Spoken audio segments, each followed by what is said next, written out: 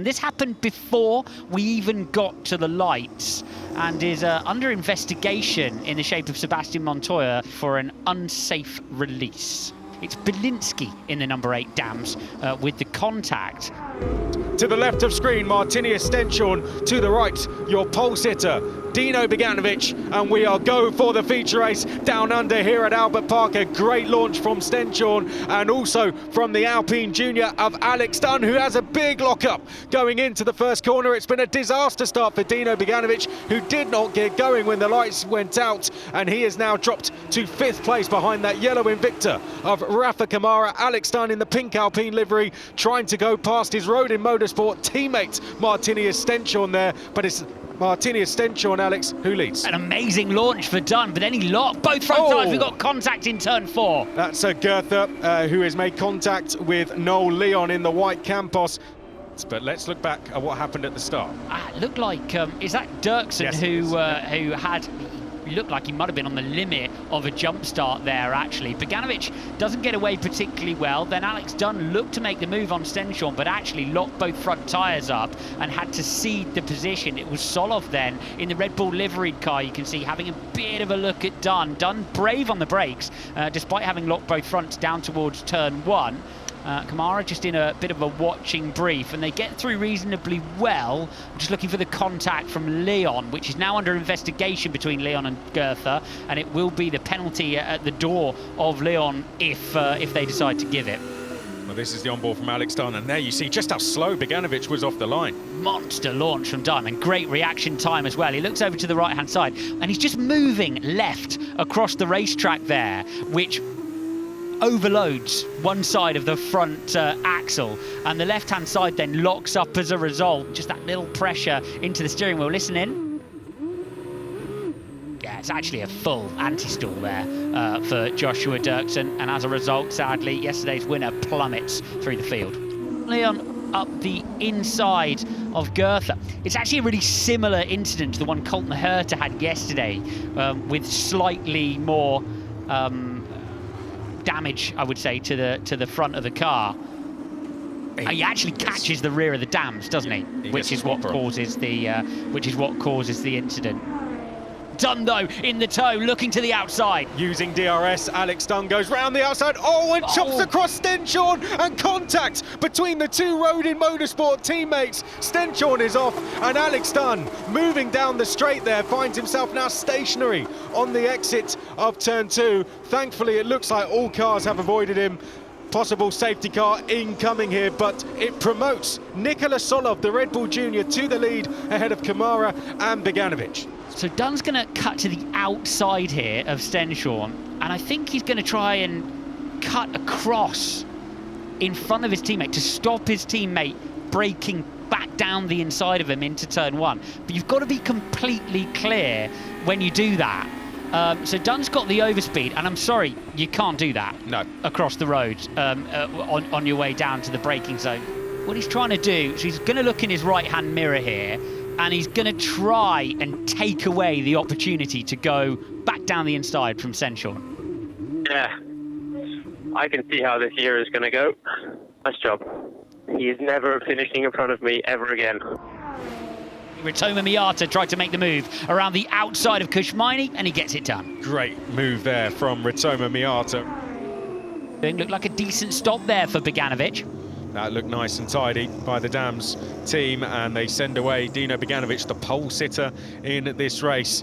Let's see what he can do. He's coming before Kamara and Solov now, so now it will be just trying to get some good laps in and try and get past Kamara and Solov. Solov is going to be in next time around. The Dams Lucas Oil team, who have already been busy before the race on this car of Roman Belinsky, get their pit stop complete for the Polish driver, but having to wait for a gap. And he runs over a wheel gun. You've got Goethe coming back out there, and looks like Solov and Kamara have come in and out in the same order. Yep, they've stayed in the same order. Van Hoopen is now ahead of Ollie Goethe, so that's a change. And here comes Dino Beganovic. Colton Herta coming back on the track. Beganovic goes round, but he will have tyres up to temperature. He has, however, lost some ground. Yeah, he's lost a lot of track position there, as we expected. Now he's got the flip-flop where his tyres are back in full working temperature. Unfortunately, though, he has to do that with a load of cars in the way that are not particularly interested in seeing him. He's got the first one, but to get back to where he was, Beganovic, he's got to make yet another move on Van Hoopen. This is a stall, we're being told, because Schmeini, momentary, oh, wasn't momentary. Yeah, and momentary initially.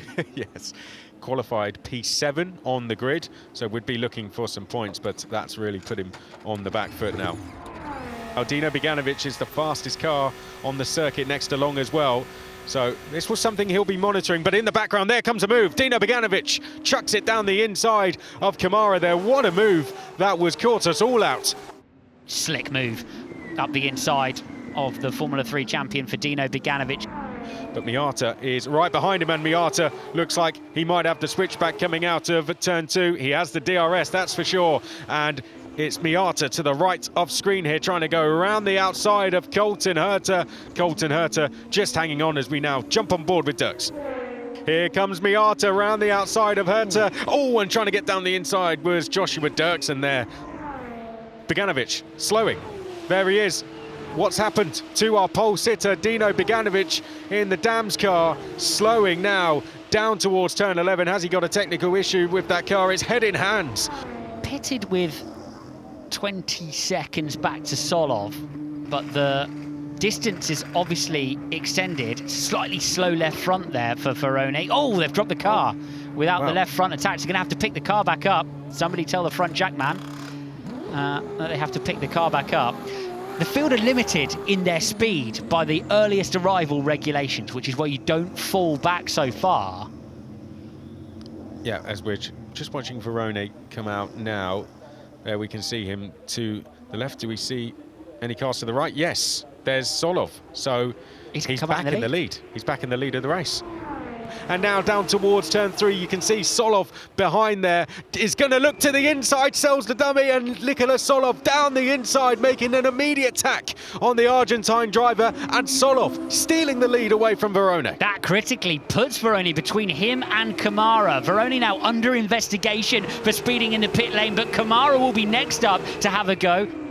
Ollie Goethe lining one up on Van Hoopen, but watch for Kamara. He's going to go to the outside, make that the inside. Goethe trying to go through on Van Hoopen as well, who was very fast into turn 9 there. And it's still Kamara in 3rd place. Got a penalty for Verone, 5-second penalty, so that will demote him off the podium at this stage. And Verone does not have DRS, so Kamara, this is his chance. Surely he's got to go for it to the outside. Good defensive driving from Verone. Realises he doesn't need to do it at this stage, although if he wants to try and win this one, Kamara, this is the move that has to happen, and then he can go toe-to-toe with Solov at the front of the race. He was 2/10 quicker last time around, and he's making the move to the inside, but Verone still with a bit too much grip. Kamara finding a space on the inside, take 2 of this move down at turn 11, and that is a beautiful pass from Rafa Kamara going by Nico Verone. Herta wants to try and stay in touch. Van Hoopen round the outside of Verone, and that is a change for 3rd on the road. Van Hoopen now into 3rd place and has a gap to Verone. Oh, who almost had Goethe into the back of him there, and this is going to work in the favour of Intra Puvasak, who is to the right of screen down the outside, but on the inside, Ollie Goethe now does find a space, who's sandwiched in the middle of these two. It is just closing that gap to the drivers behind, because look at this, Ritomo Miata is now going to go on the attack of Intra Puvasak into turn 1, and that's a clean pass for the high-tech driver, who could get another one straight away here. Okay, here we go. Verone once again under pressure going down to turn 9. It's becoming a familiar sight of the last few laps. This time it's going to be Miata who sweeps around the outside, and through he goes into P5. Let's see what's befallen Gabriele Mini. Still in that battle with Joshua Dirksen ahead, and he's going to go grass cutting, unfortunately, on the outside of turn 3. Joshua Dirksen and Rafael Villagomez battling, losing one of those end fences that sit just on the end of the front wing there.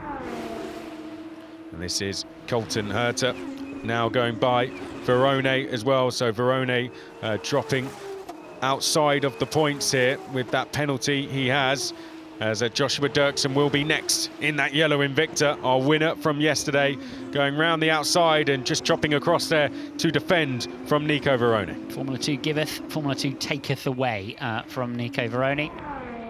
We saw Isaac Hadjar on the pit wall earlier. He was a Red Bull Junior who won the last feature race here a couple of years ago. Now it's over to another Red Bull Junior, Nikola Solov, taking the win for Campos Racing and making history for Bulgaria in the process. Rafa Kamara gets a podium on his first F2 feature race, and Laurens van Hoopen putting Trident back on the podium for the first time since Baku in 2024. What a drive from Laurens van Hoopen. That team has really made a step forward over the winter. They scored 2 points last season, and now they are racking them up on this first weekend.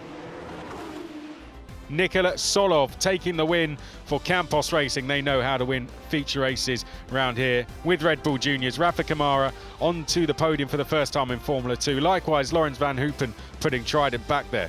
A history maker in Formula 3, and now, once again, he's a history maker in Formula 2. It's a Red Bull Junior winning the feature race down under here once again for Campos Racing. They know how to help drivers to get through and go all the way to the top.